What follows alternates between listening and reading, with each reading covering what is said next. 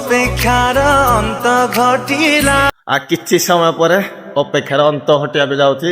ମୋର ଅନୁଗୁଳ ଜିଲ୍ଲା ଡେରଜାଙ୍ଗ ଡ୍ୟାମ ଦେଖିପାରୁଥିବେ। ଆଉ କିଛି ସମୟ ପରେ ଶୁଭାରମ୍ଭ ହବ। ନ୍ୟୁ ବୋଟିଂ କେମିତି କଣ ହଉଛି ଆପଣ ମାନେ ୟା ପୂର୍ବ ଭିଡ଼ିଓରେ ଦେଖିବେ। ବର୍ତ୍ତମାନ ସମୟ ହଉଛି ସକାଳ 6:30 ମାନେ ଆପଣଙ୍କୁ ସକାଳୁ ଆପଣଙ୍କୁ ଭିଡ଼ିଓ କରି ଦଉଛି। ଆପଣ ଦେଖୁଛନ୍ତି ତାରିଖ ହଉଛି 21 ତାରିଖ ଶନିବାର।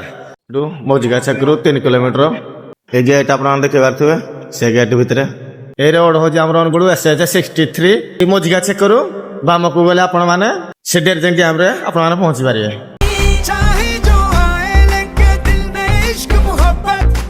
দেখি পারথিবে জোরসোরে পুরা কাম চালিছি। লোক ବି ଦେଖି ଆସିଲେଣି ସକାଳୁ ସକାଳୁ। ସେପଟେ ଦେଖି ପାରୁଥିବେ ଭାଇ ମାନେ ଜୋରସୋରେ ସେ ତାର ସେଟିଂ ଚଲେଇତି।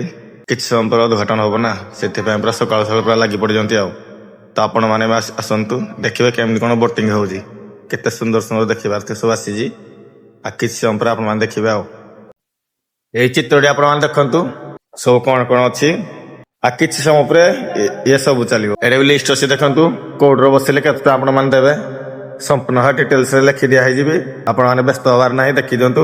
ଭିଡ଼ିଓଟି ଷ୍ଟପ୍ କରିକି ଆପଣ ମାନେ ନିଜେ ବି ପଢି ନିଅନ୍ତୁ। କୋର୍ଟରେ ବସିଲେ କେତେ ଟଙ୍କା ଦେବେ, କେତେ ଜଣ ବସିବେ ସବୁ ଲେଖି ଦିଆ ହେଇଛି। ତ ଆପଣ ମାନଙ୍କ ପଛରେ ଦେଖିବା ରୋଡ ବର୍ତ୍ତମାନ ସଫା ଚାଲିଛି। ତ ବେଶୀ ଭିଡ଼ିଓ ଲମ୍ବେଇବିନି। ତ ଆପଣ ମାନେ ଯୋଉମାନେ ଆସିବାକୁ ଇଚ୍ଛୁକ ଅଛନ୍ତି ତ ତୁରନ୍ତ ଯଦି ଆପଣ ମାନଙ୍କ ଭିଡ଼ିଓ ପହଞ୍ଚାଏ ତ ଆପଣ ତୁରନ୍ତ ଆସନ୍ତୁ। स्वैग से करेंगे सबका स्वागत।